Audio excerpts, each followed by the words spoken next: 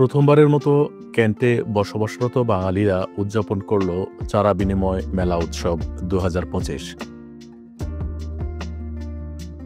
Kent বাংলাদেশিদের উদ্যোগে গত ১৭ মে শনিবার ডার্টফোর্ডের সেন্ট্রাল পার্কে নিজেদের ঘরে বীজ থেকে তৈরি হওয়া চারা নিয়ে এই উৎসবে অংশগ্রহণ করেন এর সদস্যরা।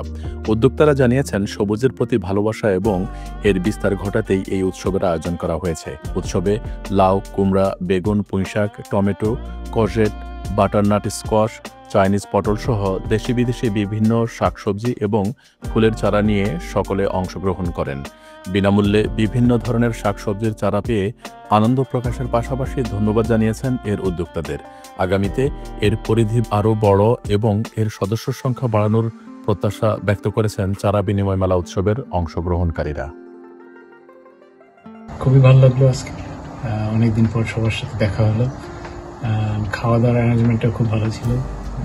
বিরিয়ানি আনলেন, খিচুড়ি আর পেঁয়াজু খাইলাম, তারপরে ঝাল চানাচুর বানাইলো একজন, মাশাআল্লাহ খুবই ভালো লাগছে। সো সবাইকে ধন্যবাদ, রুপি, শাহিন ভাইকে স্পেশাল ধন্যবাদ এটা অ্যারেঞ্জ করার জন্য। তো এগুলো আমার উপঢৌকন হিসেবে পাইলাম মেলার থেকে। তো এগুলো আছে, ওগুলোও আনা হয়েছে। তারপরে লাউয়ের গাছ আছে একটা, অলরেডি পানি দিয়ে ওদের মধ্যে রাখছি। সো ইনশাল্লাহ এগুলা ধীরে ধীরে বড় হবে, ২-১ সপ্তাহের মধ্যে এগুলা অ্যালটমেন্টে যাবে আমার। এটার থেকে যে ফল টল হবে, যে সবজি হবে, ওগুলা নিয়ে আপনাদের সাথে আবার দেখা হবে।